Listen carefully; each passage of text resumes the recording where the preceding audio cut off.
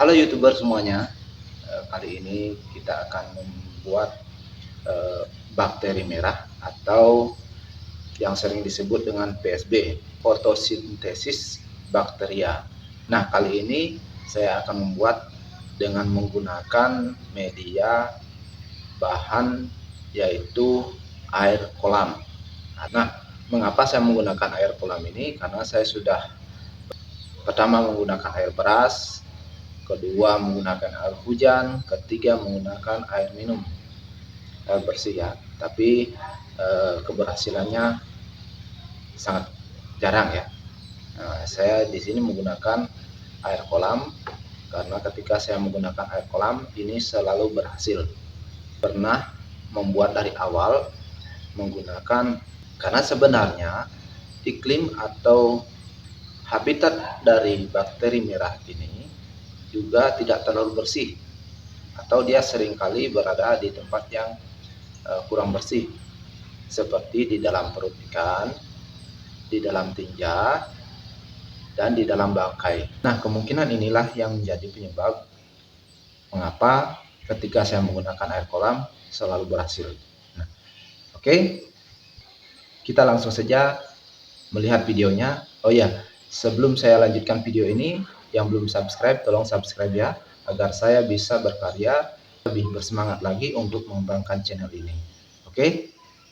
Nah, kita lihat peralatan dan bahan-bahannya. Bahan yang pertama ada micin ya. Kedua, 2 butir telur. Kemudian air kolam. Ini air kolam, tentunya saya sendok langsung di kolam ya. Ini kelihatan kekuning-kuningan dan kurang bersih. Nanti ini kita saring sedikit ya untuk menghilangkan kotoran yang besar-besar ini ya. Dan peralatannya adalah pertama sendok, kemudian torong, mangkok kecil, dan jangan lupa botol transparan. Ini bekas minuman ya. Kita buat ini 3 botol ya. Jadi kita mulai yang pertama, kita menggunakan 2 butir telur dan micin. Micin yang kita pakai boleh yang lain ya, merek lain. Kita masukkan dulu 3 sendok ya. Ini berbeda dengan pembuatan pupuk cair yang menggunakan media air kelapa, beda ya.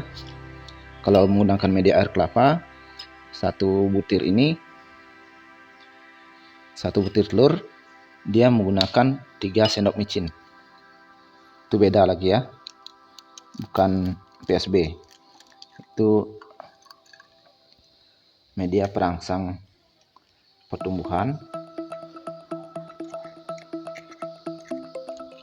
Kalau ini untuk pestisida dan juga bisa digunakan untuk pupuk.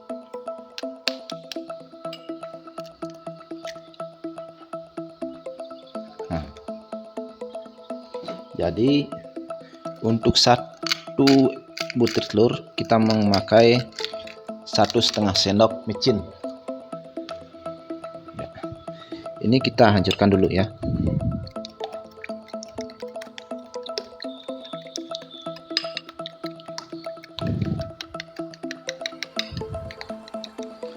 Supaya benar-benar tercampur micin dengan gula, supaya benar-benar tercampur micin dengan telurnya, supaya benar-benar tercampur micin dengan telur ya. Nah, telur yang paling bagus digunakan adalah telur bebek. Kalau menggunakan telur ayam juga bisa, cuman seringkali kurang berhasil ya. Kalau kita menggunakan telur ayam, itu waktu untuk dia menjadi merah itu masih agak lama ya. Tapi kalau kita menggunakan telur bebek, cukup 1 minggu biasanya sudah kemerah-merahan. Nah, kalau kita menggunakan air kolam seperti ini, itu biasanya dia tidak langsung merah. Seminggu itu dia masih langsung hijau ya, airnya warnanya kehijau-hijauan dulu. Setelah 2 minggu dia baru jadi merah ya. Jadi kalau jangan kaget kalau menggunakan air kolam, biasanya dia hijau dulu. Itu bukan lumut ya, bukan lumut, tetapi bakteri yang baru berfotosintesis atau bibit bakterinya sudah mulai aktif ya.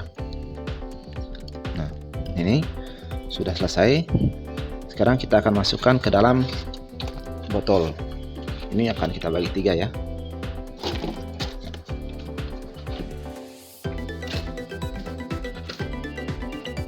Nah, untuk menghindari kegagalan, biasanya kalau sudah punya bakteri merah 1 botol, bisa kita gunakan itu sebagai bibit untuk membuat bakteri merah selanjutnya, bakteri PSB nya ya. Ini kita bagi 3 dulu.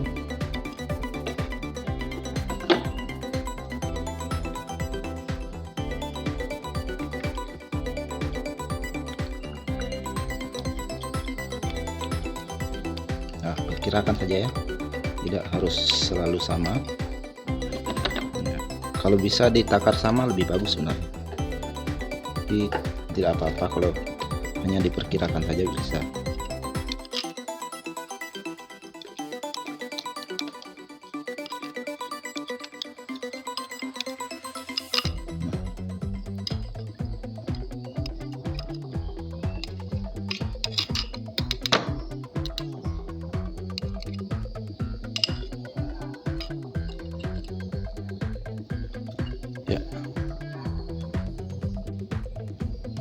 Ya, sekarang kita saring dulu air kolam ya.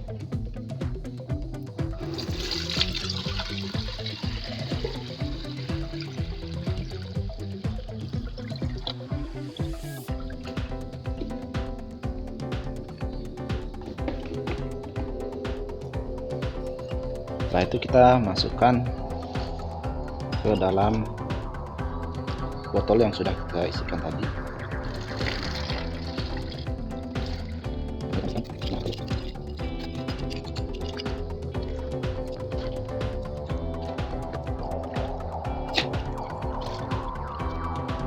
Ini tidak perlu menggunakan yang higienis ya, karena ini akan kita gunakan untuk menyemprot tanaman saja.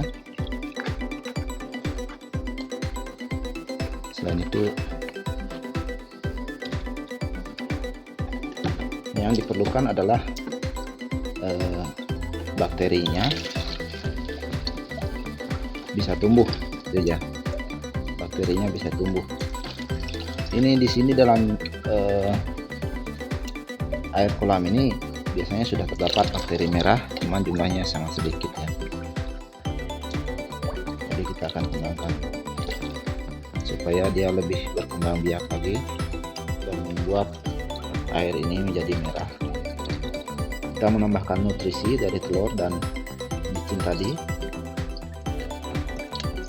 agar bakterinya ini bisa berkembang.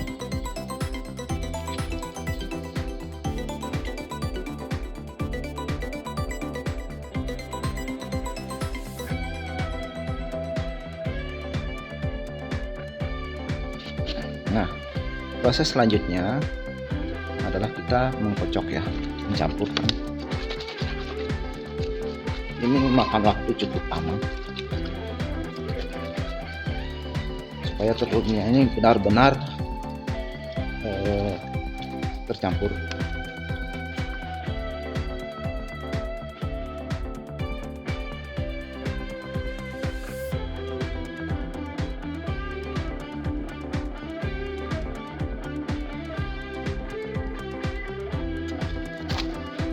Nah, sekarang kita akan menaruh ini di tempat yang ada mataharinya atau di tempat yang sering kena terik matahari ya. Nah, di sini saya menaruhnya Ya, ini terkena sinar matahari langsung. Ya. Sebelumnya kita lihat yang lain. Ini bakteri merah yang sudah jadi.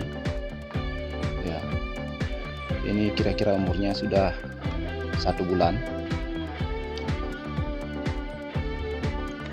Ini sudah lebih dari 2 bulan ya. Ini juga baru 1 bulan.